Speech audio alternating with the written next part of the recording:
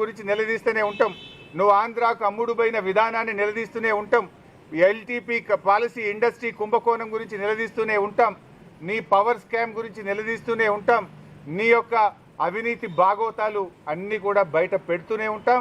6 గ్యారంటీల కోసం తెలంగాణ ప్రజల పక్షాన నిన్ను ప్రశ్నిస్తూనే ఉంటాం, నిలదీస్తూనే ఉంటాం. నేను ఈరోజు బీజేపీ కిషన్ రెడ్డి గారికి కూడా ఒక లేఖ రాస్తా ఉన్నా. కిషన్ రెడ్డి గారు, మీరే కేంద్ర బొగ్గు గనుల శాఖ మంత్రి. సింగరేణిలో 49% కేంద్ర ప్రభుత్వానికి వాటా ఉంది. సింగరేణిలో జరిగిన అవినీతి కుంభకోణాల గురించి నిన్న మీడియా సాక్షిగా బయటపెట్టినా. ఈరోజు నీకు కూడా లెటర్ రాస్తా ఉన్నా. నువ్వు ఒకవేళ రేవంత్ రెడ్డితో కుమ్మక్కు కాకపోతే వెంటనే సిబిఐ విచారణకు నువ్వు ఆదేశించాలని చెప్పి కిషన్ రెడ్డి గారిని డిమాండ్ చేస్తూ I'm writing A open letter to Kishan Reddy. Kishan Reddy గారు, నేను అన్ని ఆధారాలు ఇవ్వడానికి సిద్ధంగా ఉన్నా.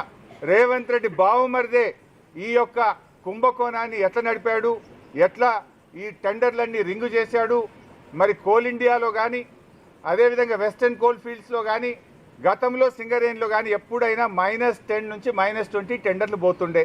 ఈ సైట్ విజిట్ సర్టిఫికేట్ పెట్టిన తర్వాత మరి ఎవరెవరు టెండర్లు వేస్తున్నారో తెలిసి రేవంత్ రెడ్డి బావమరిది ఆ కాంట్రాక్టర్లను బెదిరించి వాళ్ళు ఏ రకంగా ప్లస్ టెండర్లు ఆయన పొందిండు టెండరు, ఆయన ఎవరనుకుంటే వాళ్ళకి టెండర్ వస్తుంది, ఎవరనుకుంటే వాళ్ళకి సైట్ విజిట్ సర్టిఫికేట్ వస్తుంది.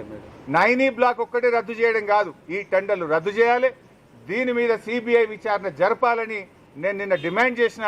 ఇలా వ్రాతపూర్వకంగా కూడా కిషన్ రెడ్డి గారికి I'm writing A open letter.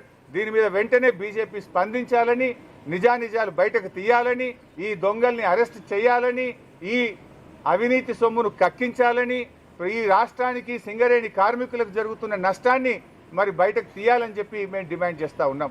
ఎందుకంటే సింగరేణి డబ్బుతో